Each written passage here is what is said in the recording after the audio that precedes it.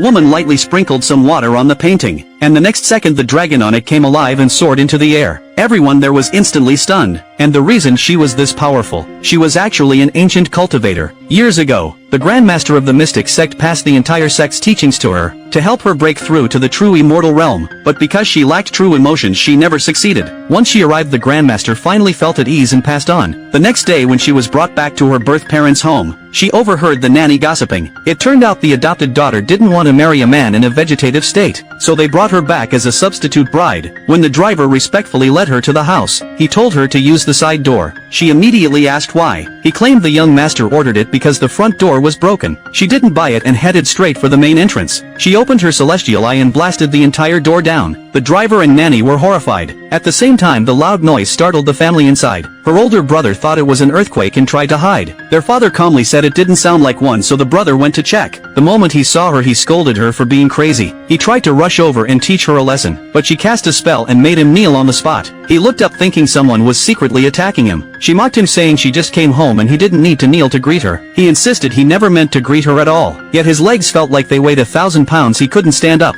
Not wanting to waste more time, she walked past him and entered the house. Their father had just finished comforting the scheming adopted daughter. When he saw her walk into the living room, she immediately brought up the real reason they called her home. The adopted daughter pretended to be kind, saying it was for her own good. The woman shot back, asking why she didn't marry instead. The adopted daughter acted pitiful, saying she had no choice if big sister refused. Their father then said if she agreed to be the substitute bride, he would give her 100 million as a dowry. The woman raised one finger. The father thought she meant 1 billion, hesitated but still agreed. He never expected her to say she wanted 10 billion instead. The adopted daughter snapped, saying she just came home, and already wanted to anger their parents to death. Her brother mocked her for being money crazy after living in the countryside. Her father yelled that she was basically asking for half the family fortune. Her mother chimed in, calling her unreasonable. They had no idea that countless powerful families would spend hundreds of billions just to seek her help, and she actually thought she was asking for very little. The brother sneered that she wasn't some big shot. Seeing they weren't willing, the woman simply refused the marriage. The adopted daughter instantly panicked and begged the parents, and the father immediately agreed anyway. Later, the nanny led the woman away. The adopted daughter rushed to ask if they really planned to give her 10 billion.